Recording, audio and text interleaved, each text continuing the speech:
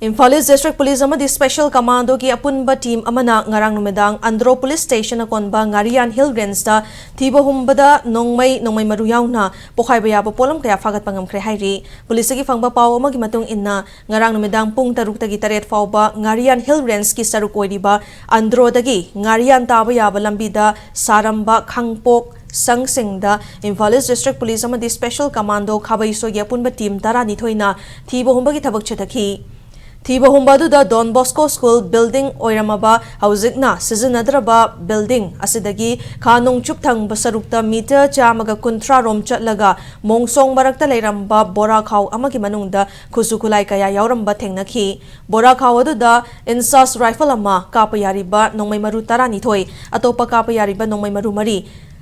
ITWP haina thaba hand grenade taram OT3C na haina thaba detonator taramanga OT number 28DKF576 haina thaba detonator kuntra taro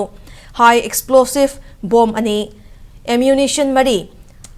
asangba machugi explosive puna ba box ama yauramba thengnaki hairi Coming operation adu Special Commando Unit Khabaisoi ki SP in charge TH Krishna Tombi ki meeting makhada additional SP operation KH Herozit na supervise tawduna Special Commando Khabaisoi ki officer in charge Subedar L Bebekananda Sub Inspector Y Kayal Kumar Head Constable H Omega Maite yauba team amana luchengduna chathakibane Police na fagalaba polamjing adu Andro Police Station da makhada legal action laukhanabasina kre hairi